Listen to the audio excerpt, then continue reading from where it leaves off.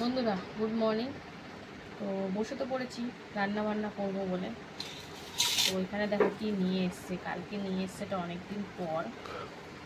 তো কচুর শাক কেটে কুটে নিয়ে এসছে, কারণ ওই বড় বড় ডাল ধরে আনলে না অনেকটা পরিমাণে হবে, মানে এইরকম 3বার হয়ে যায়।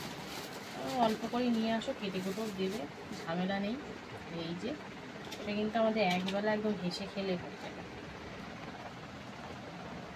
তো এই হচ্ছে কচুর শাক নিয়ে এসছে, ধোয়া টোয়া কিছু হয়নি এখনো, ধোবো। আর নিয়ে এসছে কি এই দেখো গাজর আর কাঁকরোল। গাজর আরেকটা ছিল বড় দেখে, ওটা আমি কালকে রাতে পনির করেছিলাম, তাতে দিয়ে দিয়েছি। আর এই যে কাঁকরোলের সাইজ দেখো বন্ধুরা, 3টে জবর সাইজ। তো এই হচ্ছে বাজার। আর পেঁপে রয়েছে, আর কিছু বাজার নেই। তো এই যে কালকে কচুর শাক এনেছিল বলে আমি আগে ছোলা ভিজিয়ে দিয়েছি অল্প করে, কারণ নিরামিষভাবে করলে একটু ছোলা দিলে বেশ ভালো লাগে। নিরামিষভাবে কি বলতে কি চিংড়ি মাছের মাথা না পড়লে যা হয়। তো মাছের মাথা বলতে আবার ইলিশ মাছের মাথা, এমনি মাথা দিয়ে কোনোদিন করিনি আমি। তো এই হচ্ছে সরঞ্জাম। কচুর শাক তো করবই, আর কি করি দেখা যাক। ও ধনে পাতাও এনেছিল, ধনে পাতাগুলো কেমন পেকে পেকে গেছে। আমরা কটা রয়েছে, টমেটো রয়েছে, টুকিটাকি রয়েছে, সবজির মধ্যে সেরকম কিছু নেই। এই যে আমরা সেম 3 এনেছিল, 5টা মতন দিয়েছিলাম, আর এই যে 5টা রয়েছে। তো কী করবো বলো? ডাল করবো, তারপর 3 দিন ডাল। কেন? কাঁকরোল আছে, পেঁপে কাঁকরোল দিয়ে তরকারি করে দাও।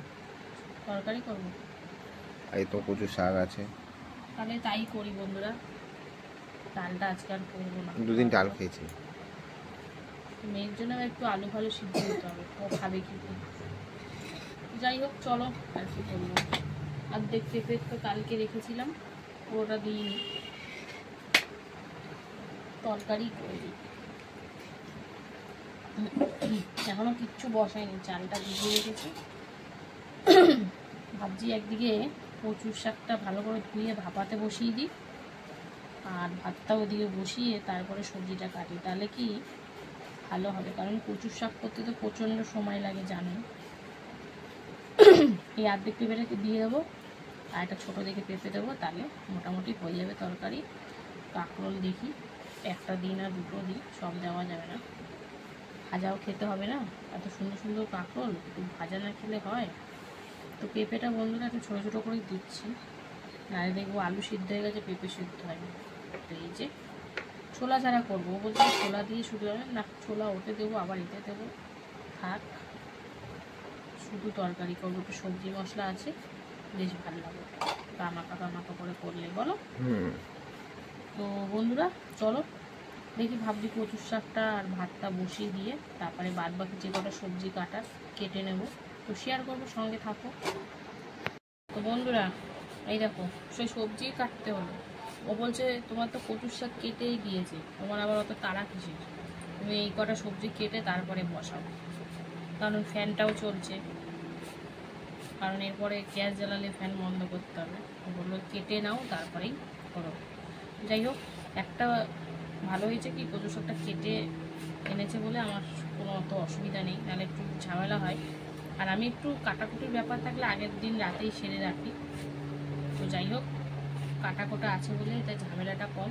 ঠিক আছে, তাহলে এই তো সবজি তো কাটা হয়েই গেল, পেঁপে কেটে নিলাম, আলু, এই যে গোল গোল আলু কেটেছি কেন বলো তো, মেয়েকে ভেজে দেবো, ও আবার একটু অন্যরকম না হলে খেতে পারে বাচ্চা মানুষ। তো যাই হোক, এই কাঁকরোল, আলু, পটল বলছি তো, পেঁপে দিয়ে একটা তরকারি করব। সবজি কিন্তু কাটা হয়েই গেল ঠিকই, বেকার আমি কেন আগে থাকতে এসে করবো। আর আজকে আর ডাল হচ্ছে না, আজকে কিন্তু তরকারি হচ্ছে, আর কচুর শাক তো হবেই। তো বন্ধুরা এই ছিল আজকে আমার সবজি কাটা। সবজি আর সেরকম কিছু কাটার নেই, এরপরে যা কাটা আছে। আবার কাঁকরোলটার আগের দিনের দানাতে আমার আঙুলে কেটেছিল, আজকে কাঁকরোলটা এতটা নরম কি বলবো, হেভি লাগছে কাটতে। দানাই নেই বল না, দানা কুচি, একদম দানা নেই বলাটা ভুল, কুচি। তো এই ছিল আর এখন এই টুকিটাকি ধনে পাতা, তারপরে একটু আদা, রসুনটা দেবো, কচুর শাকে একটু দিয়ে ভালো লাগবে। কচুর শাকেই দেবো রসুন, আর কিছু দেবো না। তো আদাটা একটু ভাবছি এতে দেবো। তো এই ছিল আগে সবজি কাটা। তো চলো এরপরে একদম সোজাসুজি রান্নায় যাব, সঙ্গে থাকো। কচুর শাক কিন্তু ভাপাতে বসিয়ে দিয়েছি, ভালো করে ধুয়ে জল সামান্য আর একটু লবণ দিয়ে এখন কচুর শাকটা সুন্দর করে ভাপিয়ে নেবো। আর এদিকে কিন্তু ভাতও বসিয়ে দিলাম, ভাতের জলটা অবশ্য গরম হয়ে গেছে, এক ফুটান হলে নামাবো, মানে বন্ধ করে রাখবো। তো চলো দুদিকে দুটো হচ্ছে, সঙ্গে থাকো। দেখো কচুর শাকটা কিন্তু সুন্দর করে একদম ভাপিয়ে নিয়েছি, এই দেখো কালো কালো জল বেরিয়েছে কত। তো চলো এবার এটাকে নাবিয়ে ঝুড়িতে রাখবো। আর এদিকে কিন্তু ভাত ফুটে গেছে, ভাতটাও বন্ধ করে দেবো এখন 10 মিনিটের জন্য। তো চলো এখন এটা আপাতত নাবিয়ে নিই, তারপরে আসছি আবার। বন্ধুরা এই যে পাঁপড় ভাজা চলছে, কিন্তু আজকে কিন্তু 3 রকমের পাঁপড়, ব্যাট পাঁপড়, চাকা পাঁপড় আর এই যে হলুদ পাঁপড়গুলো চলো ভেজে নেব। তো ভেজে এরপরে তরকারি বসাবো। তো কী তরকারি বসাবো না বসাবো সঙ্গে থাকো। এই দেখো খানিকটা পাঁপড় ভেজে নিয়েছি, খানিকটা ভাজা হচ্ছে। চল পাঁপড়গুলো সব ভেজে নিই, তারপরে আসছি। পাঁপড় তো ভেজে নিলাম, তারপরে এই যে জিরে ফোড়ন দিয়েছি, আর সাথে কিন্তু দিয়েছি হলুদ গুঁড়ো। তো চলো এখন সবজিটা দিয়ে দেবো। রয়েছে কিন্তু পাঁপড়, পেঁপে আর আলু দিয়ে এখন সুন্দর করে হালকা রকম ভাজাভাজি করে নেবো। তো চলো একটু হালকা ভাজাভাজি করে নিই, তারপরে কি মশলাটাকে দেবো অবশ্যই শেয়ার করবো। তো দেখতে থাকো। তেল গরম হয়ে গেছে, সর্ষের তেল। তো দিয়ে দিলাম একটা শুকনো লঙ্কা, তেজপাতা, আর দিয়ে দিচ্ছি কালো জিরে ফোড়নে, কারণ এখানে বসাবো এবারে কচুর শাকটা। তো চলো ফোড়নটা এখন সুন্দর করে ভেজে নেওয়ার পালা। কচুর শাকে একটু তেল বেশিই লাগে। আর একটু দিয়ে দেবো রসুন, রসুন ফোড়ন দিয়ে করলে বেশ ভালো লাগে। তো চলো এখন রসুনটা ফোড়নটা একটু ভাজা ভাজা হোক, তারপরে এতে সিদ্ধ করে কচুর শাকটাও দেবো। এতে আর সেরকম কিছু মশলা আমি দিই না কচুর শাকে। তো চলো ফোড়নটা ভাজা হোক, তারপরে আসছি। কিন্তু দিয়ে দিলাম লবণ আর হলুদ দিয়ে এখন সুন্দর করে সবজিগুলো একটু হালকা ভাজা ভাজা করে নেব, তারপরে কিছু মশলা দেবো। তো দেখতে থাকো। তেলের মধ্যে একটু হলুদ দিয়ে দিলাম, কারণ এরপরেই দেবো কিন্তু এতে আমি এই যে ভাপিয়ে রাখা কচুর শাকটা। হলুদটা দিলে না এই যে তেলটা অতটা ঠিকঠাক না। চলো এখন সুন্দর করে মিশিয়ে নেবো। অল্প হলুদ দিয়েছি, আর একটু হলুদ পরে দেবো। চলো কচুর শাকটা এখন তেলের সাথে সুন্দর করে মিশিয়ে ভাজা ভাজা করতে থাকি। আর লবণ হলুদ দিয়ে সুন্দর করে ভাজাভাজি করে নেওয়ার পর দিয়ে দিলাম আদা, টমেটো, জিরের গুঁড়ো, ধনিয়া গুঁড়ো, কাঁচা লঙ্কা আর একটুখানি সবজি মশলা। তো এই মশলাগুলো দিয়ে এখন সুন্দর করে মিশিয়ে নিয়ে 2-1 মিনিট মতন কষিয়ে নেবো, তারপরে সবজি সিদ্ধ হওয়ার মতন জল দেবো। তো চলো সঙ্গে থাকো। কচুর শাকটা তেলে দিয়ে কিছুক্ষণ ভেজে নিলাম, এবার চলো কিছু কিছু জিনিস দিয়ে দেবো। তো যেহেতু লবণ দিয়ে একটু সেদ্ধ করেছিলাম, মানে ভাপিয়েছিলাম, ওই জন্য অল্প করে লবণ দিচ্ছি। তারপরে দেব এই যে সামান্য একটু হলুদও আগে একটু তেলে দিয়েছিলাম। দিয়ে দেবো সামান্য একটু ধনিয়া গুঁড়ো আর সামান্য একটু জিরের গুঁড়ো, একদমই অল্প অল্প। তারপরে দেব 2খানা কাঁচা লঙ্কা ফিরেই দিলাম এই যে, আর দিয়ে দেবো এই ছোলা, কাঁচা ছোলা ভিজিয়ে রেখেছিলাম। তো চলো এখন সুন্দর কিছু সব কিছু দিয়ে সুন্দর করে একদম কাদা কাদা ভাব করে কিন্তু করে নেবো। আমার আবার এই কচুর শাকটা একটু কাদা কাদা ভাব না হলে কিন্তু ভালো লাগে না। তো সুন্দর করে মিশিয়ে নিয়ে এখন অনেক মানে বারবার নেড়ে নেড়ে করতে হবে, এমন নাড়তে হবে যাতে হাতের ডানা মানা ব্যথা হয়ে যায়। তো যাই হোক চলো সুন্দর করে মিশিয়ে নিলাম, ভালোভাবে হোক, তারপরে তোমাদের মাঝে আবার দেখাবো। ভালো করে কষিয়ে কিন্তু জল দিয়ে দিলাম পরিমাণ অনুযায়ী, একটু গামাখা গামাখা রাখতেই হবে, কারণ বেশি কিছু করিও নি। আর ওইটাও শুকনো শুকনো করেছি, সেই জন্য মানে ওইটা শুকনো শুকনো হবে, এটা একটু হালকা গ্রেভি না রাখলে অসুবিধা হয়ে যাবে। তো চলো এখন সুন্দর করে এটা 5-7 মিনিট মতন সেদ্ধ করে নিই, তারপরে তোমাদেরকে দেখাবো। এই দিয়ে কিন্তু এটা সুন্দরভাবে হচ্ছে, এই দেখো এটা কচুর শাকে তো তেল বেশি লাগে, আগেই বলেছিলাম। তো একদমই কাদা কাদা হয়ে যাবে, তারপরে কিন্তু এটা দেখতে ভালো লাগবে, খেতেও ভালো লাগবে। তো চলো দুদিকে দুটো হোক, আসছি আবার। এই দেখো কচুর শাক কিন্তু একদম শুকনো শুকনো করে ভেজে ফেলেছি।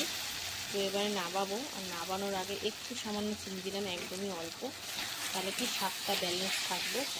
তো কচুর শাক তো কমপ্লিট, চলো নাবিয়ে নিই।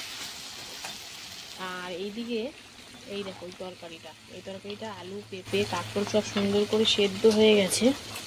এটাও কিন্তু নামাবো, মানে দুটো তরকারি কমপ্লিট। ভাতটা আরেক ফোটান দিতে বসাবো। তো এই যে চলো ধনেপাতা কুচি দিয়ে দিলাম। আর ভাতটা তোমাদের আর কি দেখাবো, চলো এবার একদম সরাসরি দুপুরের খাবার ভিডিওতে চলে যাবো।